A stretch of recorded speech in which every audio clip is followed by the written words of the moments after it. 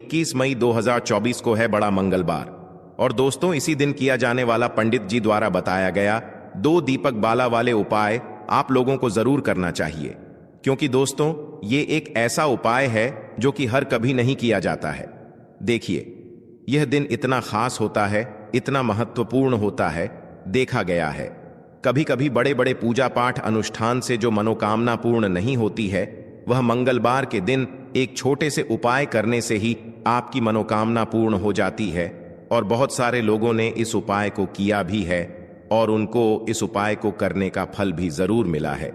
अगर आप लोग भी इस उपाय को मंगलवार के दिन करना चाहते हैं तो आप इस उपाय को पहले अच्छे से समझ लेना, सुन लेना, उसके बाद करना। आपको इस उपाय का फल जरूर मिलेगा। दोस्तों, हम आपको यहां पर बता दें कि यह 2 दीपक बाला वाले उपाय, यह उपाय पंडित जी ने सीहोर की कथा में ही बताया है। और इस उपाय को करने से आपके घर में चाहे किसी भी प्रकार की दुख और समस्या क्यों ना चल रही हो, आपको उसका कारण भी नहीं पता है कि यह समस्या किस कारण से चल रही है। उसका कुछ भी कारण हो सकता है, जैसे पितृदोष हो सकता है या किसी भी तरह का मंगल दोष भी हो सकता है, और भी बहुत तरह के दोष होते हैं, कुछ भी हो सकता है। पर आपको इस उपाय को करने के लिए अपने दोष को पता लगाने की भी जरूरत नहीं है। आपके घर में किस कारण से इतनी दुख और परेशानी आ रही है, वह भी आपको पता लगाने की जरूरत नहीं है। इस 2 दीपक बाला वाले उपाय को आप लोगों को कर लेना है, क्योंकि इसी एकमात्र उपाय को करने से आपके पूरे घर परिवार में सुख और शांति हो जाएगी। आपके घर में अच्छे अच्छे काम होने लगेंगे। आपकी जो भी मनोकामना होगी वह भी धीरे धीरे करके पूर्ण होना शुरू हो जाएगी। दोस्तों, अब इस उपाय को करना किस समय है ये भी आप लोग जान लीजिए। देखिए, इस 2 दीपक बाला वाले उपाय को करने का जो समय है वो सीधी सी बात है, सुबह का समय है, प्रातःकाल का समय है। वैसे दोस्तों, मंगलवार के पूरे दिन मंदिर खुले रहते हैं, पूरे दिन आप लोग उपायों को भी कर सकते हो। इसमें कोई दिक्कत वाली बात नहीं है, क्योंकि मंगलवार के दिन भगवान शिव जी पूरे दिन अपने मंदिर में बैठे रहते हैं कि कौन भक्त आएगा, कौन हमको प्रसन्न करेगा और हम कब उसकी मनोकामना पूर्ण करेंगे। दोस्तों, इस दिन शिव जी इतना कुछ प्रदान करते हैं जितने की हम कभी कल्पना भी नहीं कर सकते हैं। इसीलिए आप लोगों को इस मौके को तो अपने हाथ से नहीं जाने देना चाहिए। तो अब हम समझते हैं दोस्तों, यह 2 दीपक बाला वाले उपाय को आखिर करना किसको है। पहली मुख्य कोशिश आपकी यही होनी चाहिए कि घर की जो माता बहन होती हैं उनमें से कोई एक यह वाला उपाय करें। मतलब कि अगर माता बहन उपस्थित ना भी हो तो उस स्थान पर फिर घर का कोई बड़ा जो पुरुष हो वह भी इस उपाय को कर सकता है। कोई दिक्कत वाली बात नहीं है, पर घर के सभी सदस्य को इस वाले उपाय को करने की जरूरत नहीं है। घर का कोई एक मुख्य सदस्य भी इस उपाय को करेगा तो इस उपाय को करने का फल उसके पूरे घर परिवार को जरूर मिल जाएगा। अब इस उपाय को करना किस समय है, तो देखिए, सबसे पहले आपको बता दें कि जो लौंग होती है बहुत छोटी सी लौंग होती है ना, लेकिन इसका जो महत्व होता है, इसके जो चमत्कार होते हैं, ये बहुत बड़े बड़े होते हैं।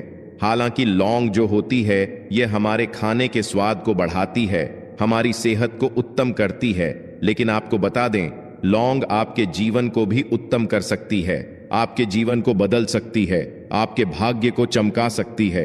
अगर इसके उपाय आप सही तरीके से कर लेते हैं तो देखिए, बात करेंगे कि लौंग की जो पूजा होती है, लौंग के जो उपाय होते हैं, आप सभी जानते हैं कि ये बहुत जल्दी अपना असर दिखाते हैं, बहुत जल्दी इफेक्टिव होते हैं। दूसरी चीज कि अगर आपको अपने जीवन में कोई भी चीज जल्दी से जल्दी चाहिए कि मुझे अपने जीवन की निर्धनता को जल्दी से जल्दी दूर करना है, मुझे जल्दी से जल्दी धनवान बनना है, पैसे वाला बनना है, मुझे अपने घर में सुख समृद्धि को लेकर आना है, तो विशेषकर आप लौंग के उपाय जरूर किया करें, क्योंकि एक लौंग ना बहुत चमत्कारी होती है।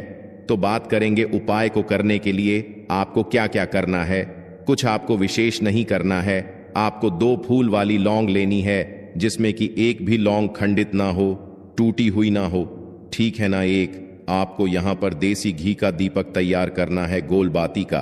अब आपको क्या करना है, दोनों फूल वाली लौंग अपने हाथ में पकड़नी है, सीधे हाथ में पकड़नी है और अपने घर के मंदिर में आपको बैठ जाना है।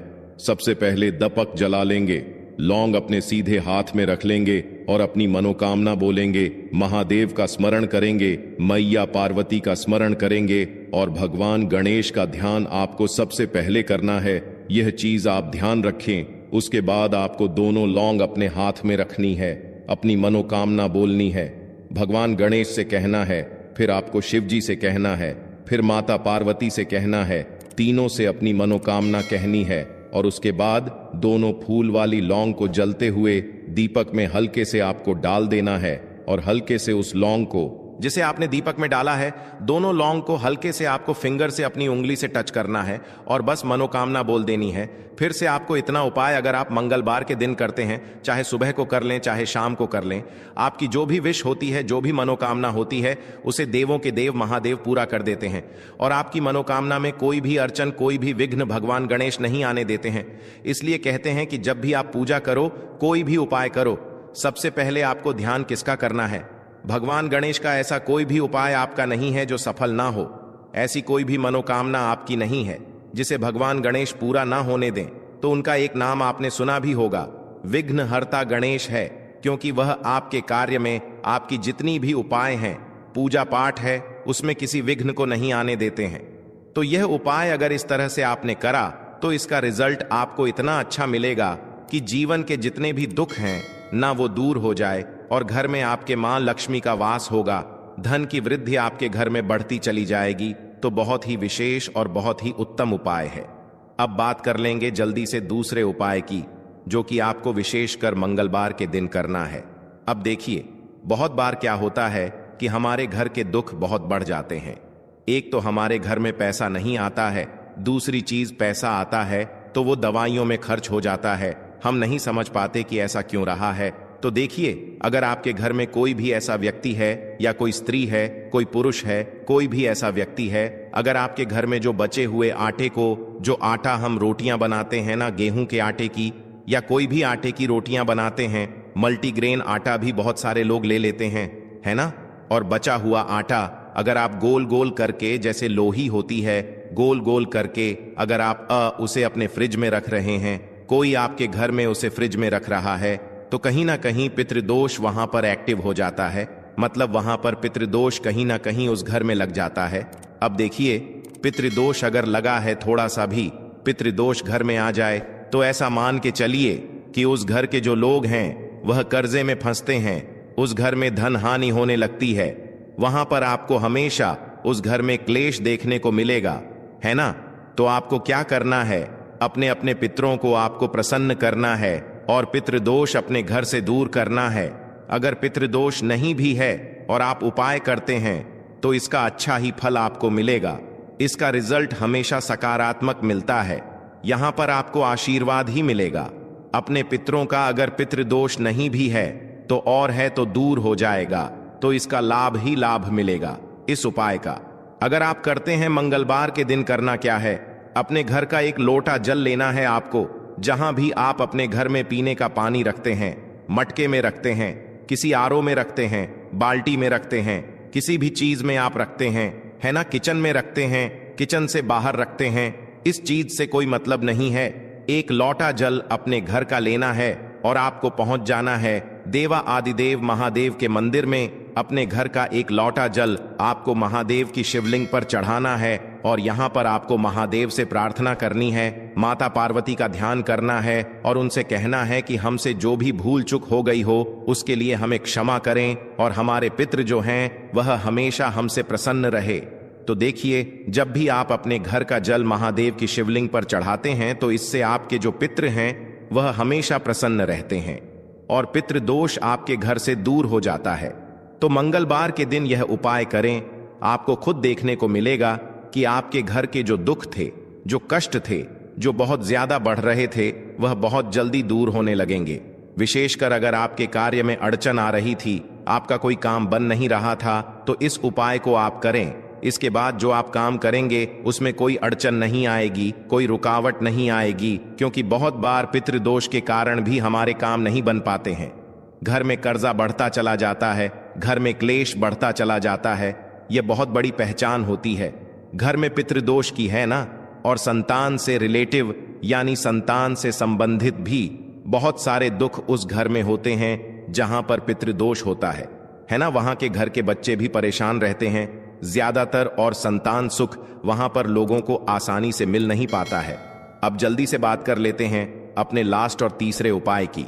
तो देखिए, उपाय जो है यह आपके धन में वृद्धि के लिए। जैसे कि बहुत सारे लोग हैं जो कहते हैं कि हमारा धन बढ़ता नहीं है, घर में पैसा तो आता है लेकिन बचता नहीं है, धन तिजोरी में तो आता है लेकिन तिजोरी पैसों से भरती नहीं है, हमारी तिजोरी हमेशा धन से खाली रहती है, कोई ना कोई खर्चा घर में ऐसा निकल कर आ जाता है कि हमारा सारा पैसा उसमें चला जाता है।